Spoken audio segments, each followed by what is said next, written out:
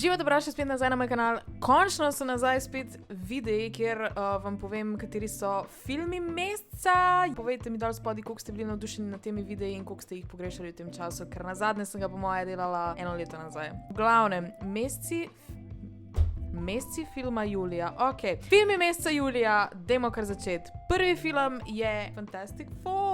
Oh my god. Tokrat bomo delali majčkeno drugače, dejansko vam bom povedala opis filma, kaj približno se dogaja in potem bom povedala pluse in minuse. Tako da, kaj se dogaja v Fantastičnih 4. Film se odvija na retrofuturistični zemlji 828, navdahnjeni s koncem 1960. Ekipa Fantastičnih 4 se sooča z Galactusom, kozmičnim bitjem, ki želi pojesti Zemljo. Suje noseča in to dejstvo sproži moralno dilemo, ko Galactus zahteva, da ji predajo nerojenega sina Franklina, da bi rešil Zemljo. Film preskoči izvorno zgodbo superjunakov in jih prikazuje že kot izkušeno moštvo, ki deluje kot družina. Ja, to je približno neka story. Simple, superhero movie pač. Plusi tega filma, definitivno največji plus je videz tega filma. Pač, dok je estetik, ta 60-ta miksana z nekim futurizmom so meni vedno bila ful všeč in sem obsedena s tem, kako izgleda film. Pač, če bi jaz imela eno opcijo, da grem živeti v ta svet, bi takoj šla.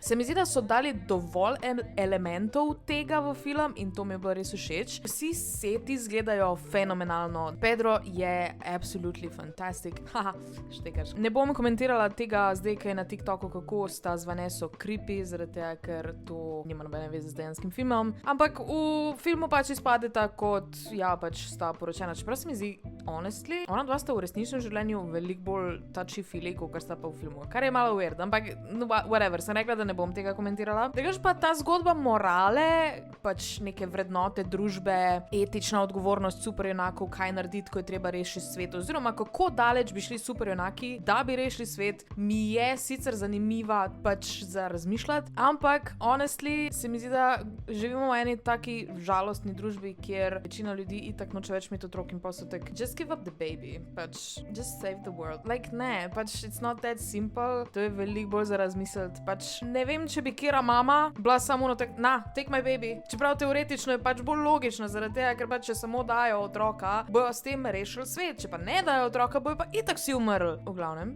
pejte pogledati film, presodite sami. Minusi. Zdi se mi, da je bilo majčkeno premalo, vsaj v prvi polovici filma, teh Reedovih moči, pač to, da se lahko pač raztegne. Tega se mi je zdelo premalo, definitivno bi rada videla več, kaj je on sposoben. Pa tudi druga dva lika, se pravi pač Johnny in Ben sta premalo predstavljena. Se je neka side story, pa I get, da je bolj poudarek na Reedu pa na Sue, ampak vseeno, I would like to see more of them. Pa na koncu, ta glavni minus je pač to, da sem še eden superhero movie, ki jih imamo trenutno že mečken dosti. Jaz rabim neke originalne ideje, pač tudi to je v bistvu samo remake, že drugi vsaj. Jaz rabim originalne ideje, ok?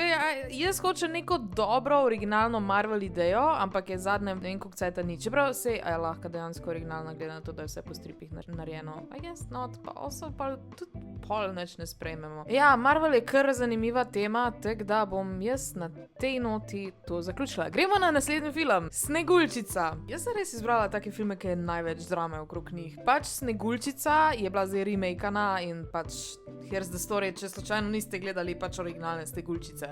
Sneguljčica združi moči z 7 palčki in skupino upornikov pod vodstvom Jonathana, da osvobodijo kraljestvo pred zlobno mačeho. Klasična ljubezen v seriji 6 scena se pojavi, ampak brez princa ljubezen se razvije bolj organično kot v originalu. Ne more reči, kaj je druga v zgodbi, ker je pač Sneguljčica in vsi poznamo zgodbo Sneguljčice, ok, plusi. Zelo mi je bilo všeč, da je bila dejansko celotna ideja Sneguljčice zelo razširjena. Če greš pogledat original film, je na začetku santek, itak se pač knjiga odpre, ker pač je star Disney film in je tam, to je Sneguljčica in ona ima zlobno mačeho in ta zlobna mačeha jo hoče ubiti. Gremo začeti s filmom. Tukaj je pa mačken več backstorija, da mačken vidiš in to se mi pri remakih zdi dober. Na tak način je res dobro narejeno, če pa Lilo in Stitch še nisem gledala. Se mi ne zdi, da lahko dejansko nekaj razširiš zgodbo, ker ni toliko star film, da ne bi imel razširjene zgodbe že v originalu. Všeč mi je bilo to, da je bilo dejansko o vseh glavnih likih iz Sneguljčice je bil nek backstory.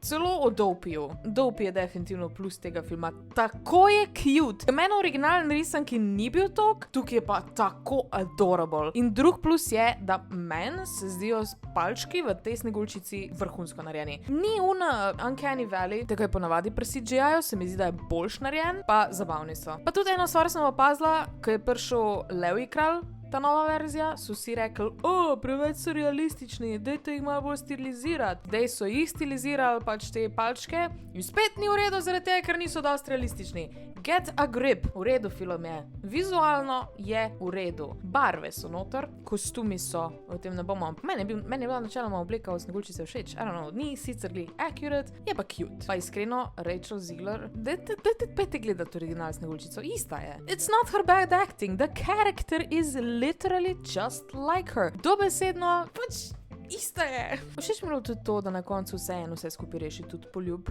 Da ni spet neke rešila se bo sama, zaradi tega, ker je strong woman, ne vem, pač poljubijo in ona preživi in je pač klasična Sneguljčica, da niso neki ful preveč spreminjali, a ne Maleficent. Minus, a rabimo menjati, mislim, to je logično. Gal Gadot ima na trenutke cringe acting, je pa lepa, ful je lepa, god damn, pač, če pozabimo, da ima na trenutke pač tak mal kak moment svoj, se mi zdi, da je dobro. V redu je. Drugi igralci mislim, da imajo veliko slabši acting. Pa minus je tudi to, da je pač remake. Da ni original, se pravi, imamo zdaj že drugi film na tej listi, ki ni original. Ok, gremo na naslednji film. Naslednji film pa končno je original, to je Formula 1 The Movie. O čem se gre? Sunny Hayes je nekoč zgledni F1 voznik iz 90-ih, ki je doživel skoraj usodno nesrečo in izgubil kariero. 30 letja kasneje ga nekdani prijatelj in zdaj lastnik ekipe Apex GP nagovori, naj se vrne in pomaga mlademu talentu Joshu s tekmovalnim duhom in življenjskimi izkušnjami. Film je mešanica dirkaških sekvenc, močnih čustvenih trenutkov in klasičnih športnih klišejev. Plus tega filma, pač če ste Formula 1 navdušenci, boste uživali v tem filmu, ker je res spektakularen. Ona scena na koncu, ko on kao leti, oziroma lebdi, whatever, he flies. Oh my god, pač se mi zdi, da je tako dobro prikazalo to, kaj je v resnici dirkačem the point, da pač ni vedno sam pač biti tekmovalen, pa cash, pa blablabla, ampak je dejansko tist adrenalin, tist feeling, za kjer ga pač stremijo, ko dirkajo.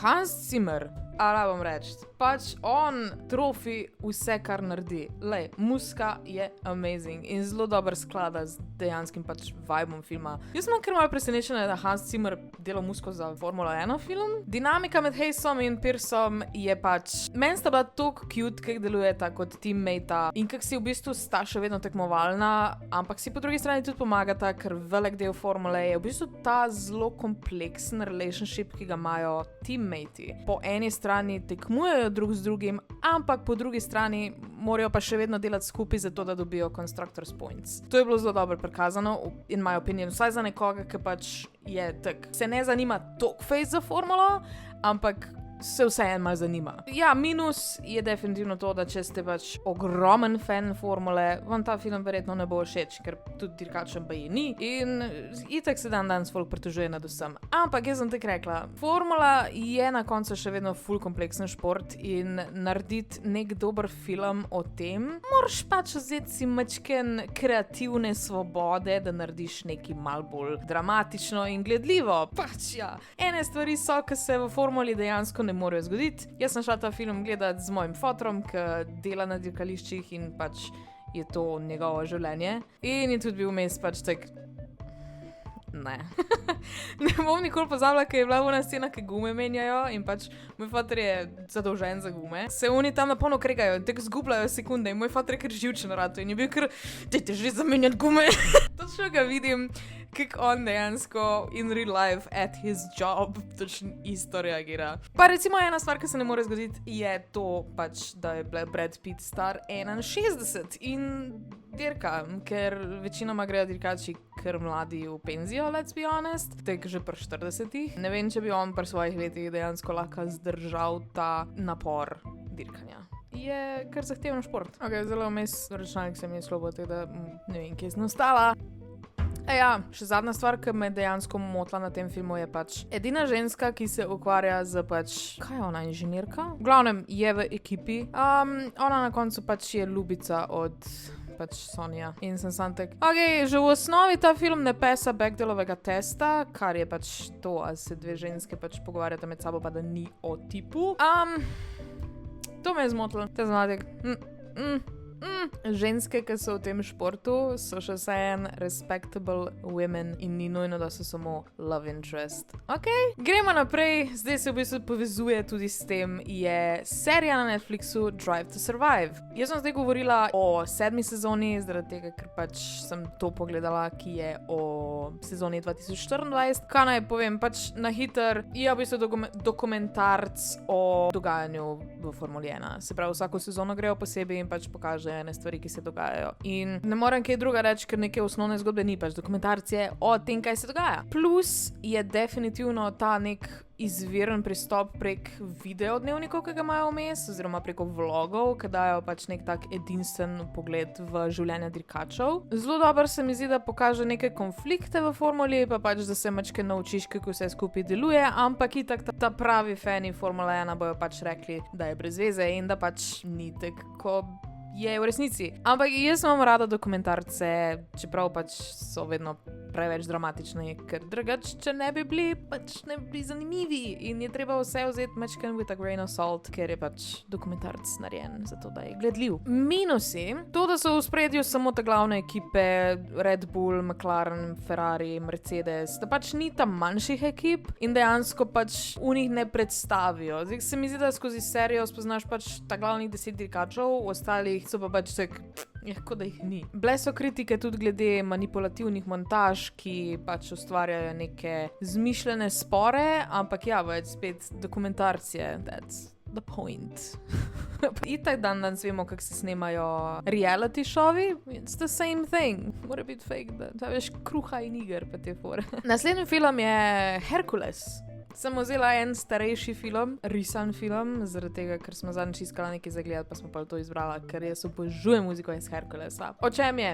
Hercules je sin Zeusa in Here, ampak ga iz Olimpa ukrade zloben Hades, ki je bog podzemlja in bog smrti in ga v bistvu oropa nesmrtnosti, zato da bi lahko on prišel do svoje moči. Vzgojen med ljudmi odkrije svojo božansko moč in se poda na pot, da postane pravi junak in se vrne med bogove. Ob pomoči trenerja Filoktita in Pegaza premaguje pošasti ter se zaljubi v Megaro. V končnem boju premaga Hadesa, ampak žrtvuje svojo nesmrtnost za ljubezen. To film smo verjetno že vsi videli. It's amazing. Največji plus tega filma je definitivno glasba. Oh my god. Komadi v tem filmu. To je, pa po moje, vsakega znam. Vsi komadi v Herculesu so amazing. Všeč mi je tudi ta nek grški pridih, da je v bistvu v stilu vse in je mačken drugačen stil kot pa pri drugih Disneyjevih risankah. Ful mi je žal, da Disney ne dela večkrat tega, da bi bilo nekaj malo bolj stilizirano, tako je tukaj. To ful pogrešam, ampak že nasploh pogrešam 2D risanke, ker zdaj delajo naše 3D in to je brez veze. Srčno upam, da ne bojo delali remake-a oziroma live action Herculesa. Jaz ne vem, ne, samo eden je ta pravi Hercules. Edini minus, ki bi ga omenila, je mogoče to, da če ste neki ful fani grške mitologije in ne vem kaj boste rekli, oh my god, to sploh ni tako, kako je pa v resnici v grški mitologiji, bla bla bla. Risanka je. Tega je pa popolna. Naslednji je Tron, ki se z Janom Mačkem pripravlja na Tron 2, oziroma 3, pardon. To bo že 3. film, ker je v bistvu tudi ta Tron že 2. film. Torej, o čem je? Sam Flynn, sin Kevina Flynna, raziskuje izgnotje svojega očeta. Po naključju ga digitalni portal prenese v virtualni svet, kjer odkrije, da njegov oče živi v izgnanstvu. Glavni antagonist je Clue, digitalna kopija Kevina Flynna, ki je prevzel nadzor nad gridom in želi vdreti v resnični svet. Sam, njegov oče in program Cora se združijo, da bi preprečili Cluejev načrt. Vizualno je ta film mind-blowing. Ta film je iz leta 2010, ampak honest izgleda, kot da je bil narejen lani. CGI v tem filmu je tako dober in tako crisp. Jaz sem čisto pozabila, kako tudi film, vedela sem, da je ful lep, ampak ful sem pozabila, kaj se dejansko dogaja in kako izgleda. In včeraj sem bila prav, wow, damn, to je ful lep film in mi je ful žal, da ni dobil več nekega hypa okrog njega. In upam, da bo naslednji tudi dober. Glasba je od Daft Punk, to je da rabim kaj več reči. Pač, the music is good. Zelo fitting v ta setting, ker je pač ta nek cyberpunk Minus, bom rekla, da zaplet je še vseeno v osnovi ful preprost. Ne vem, kaj ga bojo nadaljevali. V bistvu je ta glavni minus tega filma to, da bo tretji del. Da bo spet pač neko lovljenje nostalgije in da pač ga bom šla gledati zaradi tega, ker sem fan Trona. Ja, ne vem, kako bojo kaj originalno naredili. Bomo videli. Naslednjo je serija Trainwreck oziroma specifično epizoda Woodstock 99, ki smo jo pogledala z Janom. In jaz sem pogledala sicer še te ostale epizode, ampak ta se mi zdi, da mi je najbolj ostala, ker je bila, jaz tega sploh nisem vedela. Pač vsi poznamo Woodstock iz 70-ih, ampak Woodstock 99, crazy stuff. Torej, začne se z optimizmom, ko so organizatorji želeli poustvariti duh Woodstocka 69. Festival se izvaja na nekdanji letalski bazi brez sence. Začetek kaosa se bliža. Brez izkušene infrastrukture in zaradi popolne zasvojenosti z dobičkom se prikažejo prvi znaki katastrofe. Previsoka cena vode, vročina in razpoloženje udeležencev se spreminja od navdušenja do jeze. Intervjuji z glavnimi organizatorji in pa z udeleženci ponujajo kontrast med njihovimi dobronamernimi načrti in vse bolj očitnim kaosom na tleh festivala. Plus, definitivno je napeta serija, pač če lahko ti iz tega narediš tok napeto serijo, svaka čast. Ta nek preplet generacijskih konfliktov mi je bil všeč, pač ker se res vidi sprememba kulture in vrednot ta mlajše generacije, ker so pač hoteli imeti ta star Woodstock, ampak nimajo zares več tiste iste kulture iz 70-ih oziroma iz konc 60-ih, začetek 70-ih. In je pač čist drug vibe. In kako v bistvu gre zaradi tega vse narobe. Všeč mi je bila uporaba starih posnetkov, da so dejansko pokazali, kako je v resnici izgledalo in pa ta napetost pri ta glavnih katastrofah. Ko prideš ti do zadnjega dneva, ko se unim sam enostavno strga, sam tek po eni strani si ono, ok, folk je zmešan, ok, that is fucking crazy, a po drugi strani si pa tek, ja pa se verjetno bi se meni tudi, če bi jaz bil tam, bi verjetno znoril. Minus, spet pač dokumentarc, tako da mal pretiran, verjetno, glede na resnico. Baje na HBO-ju podoben dokumentarc o isti temi, nisem ga gledala, ampak ga bom definitivno. Ta zadnji film za danes je pa The Life List, en random film, na katerega sem kliknala na Netflixu in govori o Alex Rose, ki po smrti matere podeduje pomembno pravno nalogo. Izpolniti življenjski seznam ciljev, ki ga je napisala pri 13. Vse to, da bi dobila dediščino. Na poti jo spremlja mladi odvetnik Brad, ki ob vsaki opravljeni nalogi izroči novo video sporočilo od mame. Alex se sooča s starimi sanjami, strahovi in odnosi z očetom in brati, ter se skozi naloge od poučevanja v zavetišču, učenja klavirja do iskanja biološkega očeta uči živeti polno življenje. Na poti spozna Garretta, vendar kmalu pride do zapletenega ljubezenskega trikotnika in soočanja z lastnimi pričakovanji in izgubo. Končni izbor srca je med Bradom in Garrettom. Plus, všeč mi je pomen filma. Čisto iskreno, da začneš živeti neko svoje življenje in da te ni strah in da spet pač vidiš te vrednote, ki si jih imel pri 13, kao vse si želel doseči, pa si pa skozi življenje kar nekako malo pozabil na to. Ker se mi zdi, da to se načeloma vsem zgodi na eni točki. Da narediš neke življenjske spremembe in spet začneš živeti s polno žlico. Minus, pač rom-com, pač predvidljiv, ok, in ta nek ljubezenski trikotnik mi je bil malo preveč normalen. Alex prevara svojega fanta, pol nima nobene kazni za to, nobene moralne, pač enostavno grejo naprej. Pač Vse vmes je kao neki, ne bom s tabo zaradi tega, ker sem prevaral svojo punco, pa v resnici nisem zaradi tega, ker sem jo včeraj zvečer pustil. Oprosti, dejte malo več cajta vmes. Ona dva v bistvu oba svoje partnerje prevarata in pol pač mislita, da boste srečna do konca svojih dni. That's icky. Pač po tej sceni dejansko pa za to punco nisem imela več neke empatije, je pa definitivno malo, pač na koncu se nekako uresničijo te stvari, ki jih je imela. Pejte si pogledati film, ker meni je bil všeč. Skipajte ta celoten love triangle thing, ker meni je bil res tak nepotreben. Če ne bi bilo tega noter, bi mi bil po moje boljš. V glavnem, to so bili vsi meseci za To so bili vsi filmi za mesec juli. Če imate kak predlog, kjer film naj naredim naslednjič, bom probala z mečkem bolj v kino hoditi, da bom dejansko aktualne filme revivala. Napišite mi dal spodaj v komentarje, kaj ste kaj vi gledali ta mesec, kateri filmi so vas navdušili, a ste pogledali te vse filme. V glavnem, razpišite se dol spodaj, pa mečkem podebatiramo v naslednjem videu. Lajkite, subscribite se in lepo se imejte in veliko se smete. Čau!